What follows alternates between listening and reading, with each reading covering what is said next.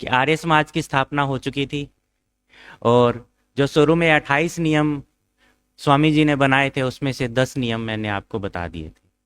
तो 10 10 बताए थे। और हम आगे बढ़ते हैं अब अपने 11वें नियम से, कि इकट्ठे होकर सर्वथा स्थिर चित हो, परस्पर प्रीति से पक्षपात छोड़कर प्रश्नोत्तर करें, फिर सामवेद आदि गान परमेश्वर, सत्य धर्म, सत्य नीति तथा सत्योपदेश के माध्यम से बाजा आदि के साथ हो, और इसी विषय पर मंत्रों का अर्थ और व्याख्यान हो, पुनः गान और पुनः व्याख्यान और फिर गान हो इत्यादि। नियम 12वां, हर एक सभासद न्यायपूर्वक पुरुषार्थ से जितना धन प्राप्त करे, उसमें से आर्य समाज, आर्य विद्यालय और आर्य प्रकाशन पत्र के प्रचार और उन्नति के लिए आर्य समाज के धन कोष में 1% प्रतिपूर्वक देवें। अधिक देने से अधिक कर्मफल। इस धन का इन्हीं विषयों पर व्यय होवे और जगह नहीं। 13वां, जो मनुष्य इन कार्यों की उन्नति और प्रचार के लिए जितना प्रयत्न करे, उसका उत्साह के लिए यथा योग्य सत्कार होना चाहिए। 14वां, इस समाज में वेदोक्त प्रकार से हर एक स्तुति, प्रार्थना और उपासना अद्वितीय परमेश्वर की ही करने में आएगी, अर्थात निराकार, सर्वशक्तिमान, न्यायकारी, अजन्मा, अनंत, निर्विकार, अनादि, अनुपम, दयालु, सर्व जगत पिता, सर्व जगत माता, सर्वाधार, सर्वेश्वर, सच्चिदानंद आदि लक्षण युक्त सर्वव्यापक, सर्वंतयामी, अजर, अमर, अभय, नित्य, शुद्ध, बुद्ध, मुक्त भाव, अनंत, सुखप्रद, धर्मार्थ मोक्षप्रद इत्यादि विशेषणों से परमात्मा की ही स्तुति, उसका कीर्तन, प्रार्थना और उससे श्रेष्ठ कार्यों में सहाय चाहना, उपासना उसके आनंद स्वरूप में मग्न हो जाना, सो पूर्वोक्त निराकार लक्षण वाले की ही भक्ति करनी, उसके सिवाय किसी और की कभी नहीं करनी। 15वां, इस समाज में निषेक आदि अत्यंत अंत्येष्टि पर्यटन संस्कार विदोक्त किए जाएंगे।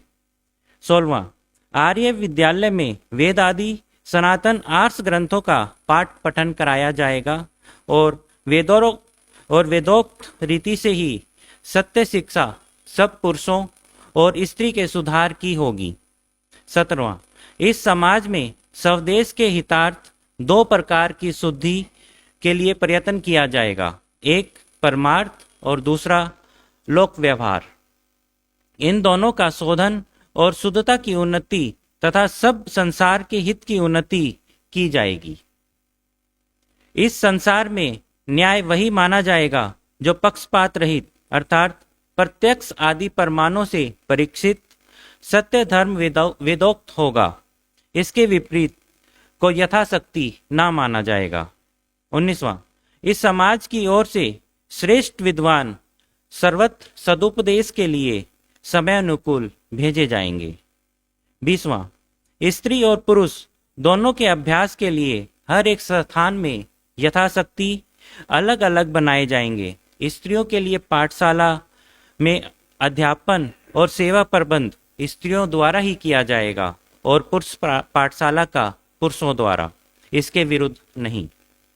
उन पाठशालाओं की व्यवस्था प्रधान आर्य समाज के अनुकूल पालन की जाएगी। 22वां, इस समाज में प्रधान आदि सब सभासद परस्पर प्रीति के लिए अभिमान, हठ, दुराग्रह और क्रोध आदि सब दुर्गुण छोड़कर उपकार, सुहृदयता से सबका निर्वैर होकर स्वात्मत संप्रीति करनी होगी। 23वां, विचार समय सब व्यवहारों में न्याय युक्त सर्वहित की जो सत्य बात भले प्रकार विचार से ठहरे, उसी को सब सभासदों को प्रकट करके मानी जाएगी।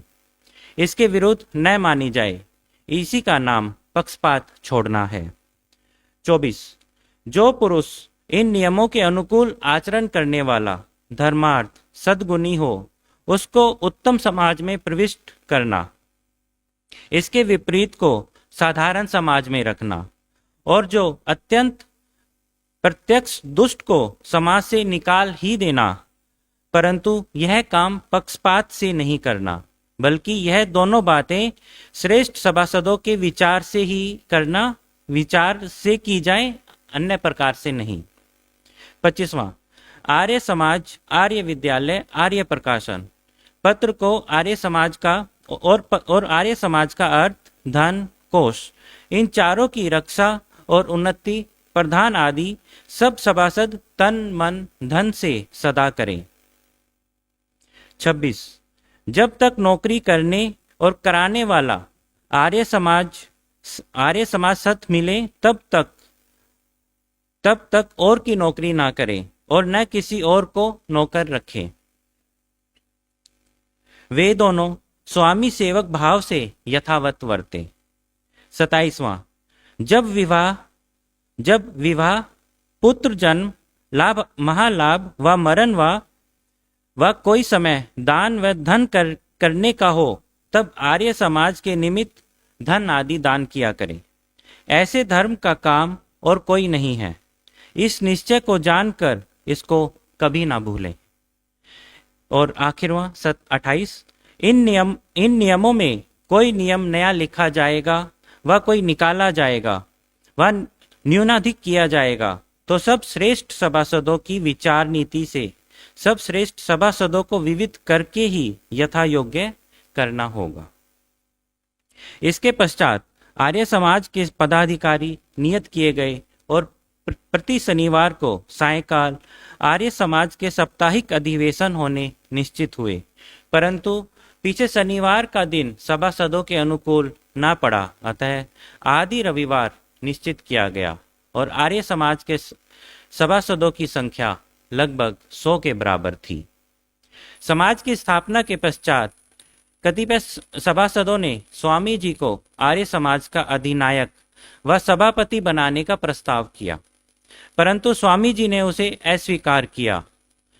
सदस्यों के विशेष अनुरोध करने पर उन्होंने कहा कि यदि आपकी ऐसी ही इच्छा है तो आप मुझे अन्य सभासदों की भांति एक सदस्य बना सकते हैं।